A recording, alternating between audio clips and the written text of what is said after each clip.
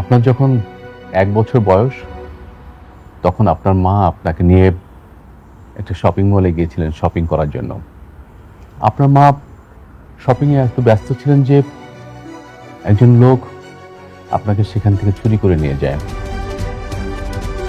পরবর্তীতে আমরা সেই শপিং মলের সিসি ক্যামেরা দেখে চোরের দেখা পাই ঠিকই, কিন্তু চোরের সন্ধান পাই না।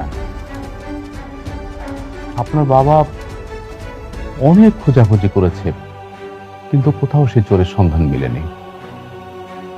এই তো কিছুদিন আগে আমরা সেই চোরের সন্ধান পেয়েছি।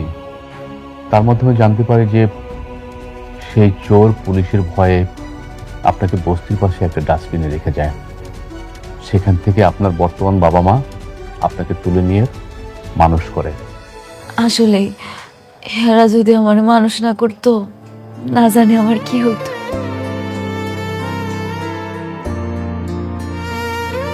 ম্যাডাম, আমাদের সালিমা বিল্ডার্সের এই প্রজেক্টের কাজটা কাকে দিবেন? ও হ, এইটা না আমি ঠিক করে ফেলাইছি। ঠিক করে রেখেছেন? কাকে? কেমনে জামনে কই, ওই যে প্রথম দিন আমি আইলাম না, আমার পরে একটা লোকে আমার অপমান করলো। স্যার আমি ওকে চিনি, বস্তিতে থাকে স্যার, ও একটা ফকিন্নি। এটা কি আপনার অফিস? হ্যাঁ হ্যাঁ ম্যাডাম। আমি ঠিক করছি আমগো হাউজিং সোসাইটির প্রজেক্টটা ওই লোকটারই দিন। কি বলেন ম্যাডাম, তো বেয়াদব একটা ছেলে। আমি তো চিন্তা ভাবনা করেছি যে আমি ওকে এমন শিক্ষা দেবো যে ও কোথাও যেন কাজ না করতে পারে। না না, কাজটা আপনি দেন। এখানে অনেক ঘটনা আছে, আমি আপনার পরে সব খুইলা কম।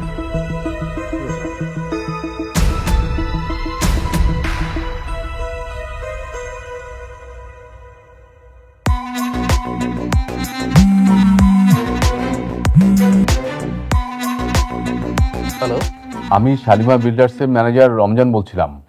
আপনি কি রাতুল সাহেব বলছেন? জি আমি রাতুল বলছি। আমরা আমাদের নিউ প্রজেক্টের দায়িত্বটা আপনাকে দিতে চাই। কি? আপনি আপনার সমস্ত ডকুমেন্টস নিয়ে আমাদের অফিসে আসেন। আমি কাজটা পেয়েছি? জি, আমাদের ম্যাডাম আপনার জন্য কাজটা সুপারিশ করেছেন।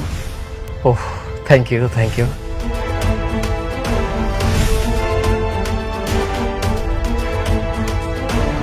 কি হয়েছে স্যার, আপনি তো খুশি কেন?